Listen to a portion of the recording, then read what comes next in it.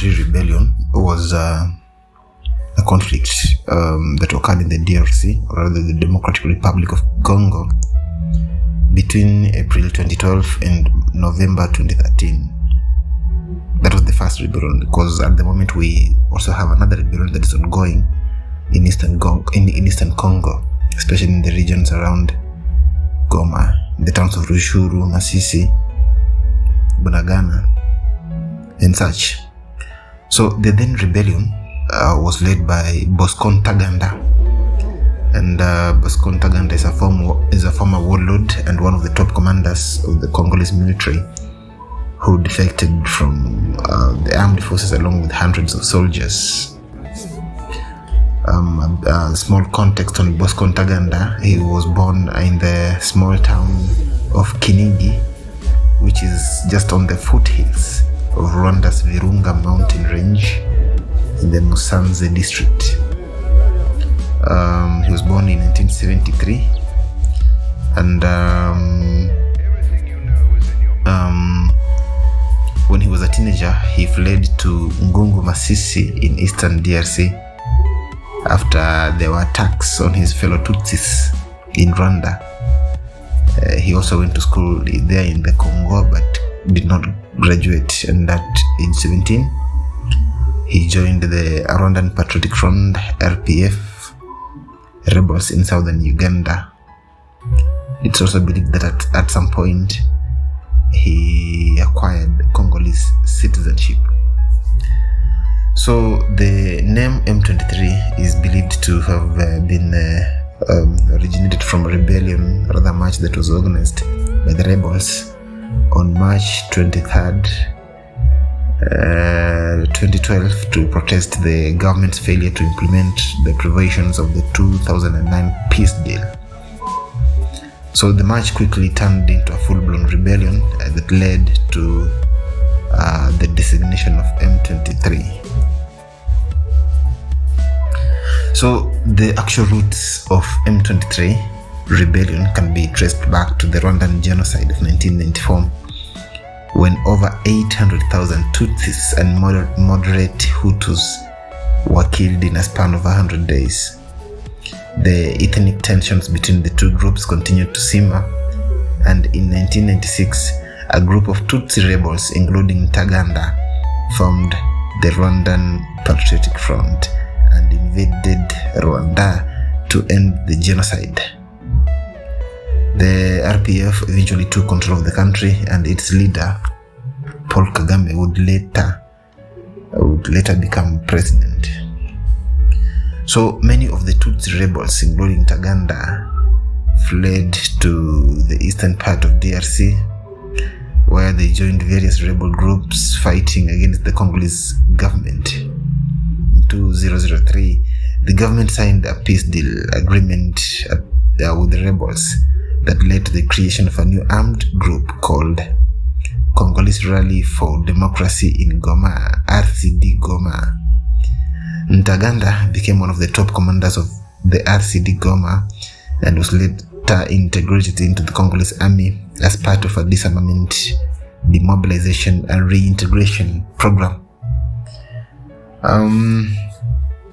However, the peace agreement failed to address the underlying causes of the conflict, such as ethnic tensions, land disputes, and the exploitation of natural resources by foreign corporations. And so in 2009, the RCD Goma splintered into several factions, and Ntaganda formed a new rebel group called the National Congress for the Defense of the People, CNDP. So the CNDP signed a peace agreement with the government in March 2009, which provided for amnesty for the rebel leaders and integrated them into the military. However, the peace agreement failed to bring stability to the region, and Ntaganda became dissatisfied with his treatment within the military. And so in April 2012, he defected from the army along with hundreds of soldiers and formed the March 23 rebellion, M23 rebellion.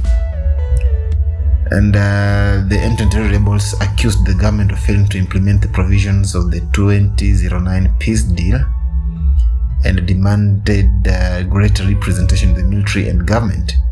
And so the rebellion quickly gained control of large parts of eastern Congo, including the city of Goma, and threatened to overthrow the government.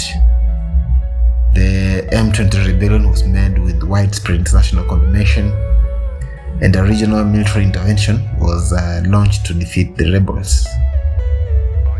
The intervention was led by Congolese military and supported by Rwandan and Ugandan armies, as well as brigade of UN peacekeepers. So the intervention was successful in pushing the rebels out of Goma and eventually defeated the rebellion in November of 2013. However, some of the rebels fled to Congo.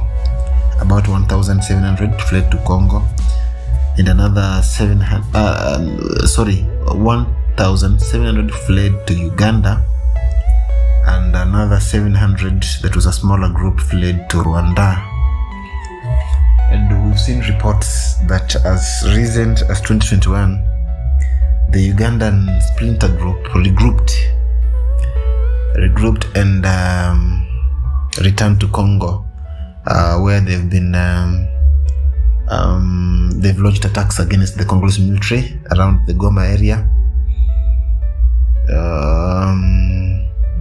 But at the moment they seem to be more organized. In fact, analysts are trying to understand why at the moment the M23 seem to have sophisticated weapons, and they're fighting more like a conventional army and not just a normal militia or rebel group. Some have accused foreign powers of supporting the group. And so this has prompted also the East African Community to send its East African Community Regional Force that is led by the regional military might, or rather the regional military power Kenya, and a Kenyan commander, Major General Jeff Nyaga, who are on the ground in Goma, trying to prevent the city from falling. So the M23 rebellion the M23 rebellion of 2012 had far-reaching consequences for the DRC region. The conflict first displaced over 1 million people and caused widespread human rights abuses, including the use of child soldiers, sexual violence, and forced conscription.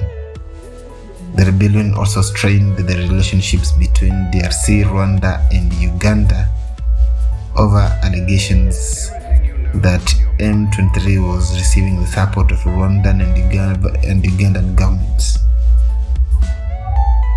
So this one is a very complex conflict that's deeply rooted in ethnic tensions and political instability of the Great Lakes region of Africa.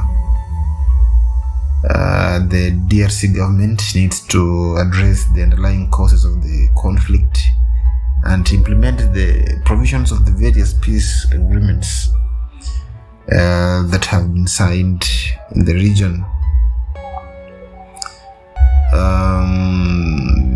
The consequences that have been felt include exacerbating the already fragile security situation, hindering the development of the country, and also contributing to the region's image as a source of conflict and instability. However, despite that end, the temporary end in 2013 of the rebellion, violence and instability still continue to persist in the eastern DRC. There are also other forces that are still within the eastern region, and some are against the government, others are for the government. And the M23 rebellion is just one of the many examples of the country's ongoing challenges. And the root causes, according to analysts, of this rebellion or rather such rebellions is poverty, corruption, exploitation of natural resources, discrimination, and also failure by the international community to provide enough support towards the DRC to address the issues. And so addressing the root causes of such conflicts is a very key ingredient towards solving the challenges, and this will help the DRC transition from conflict to stability. Because you see, DRC is a very huge country, and such challenges might slip over to the neighboring countries, and this will not be right in the eyes of the international community.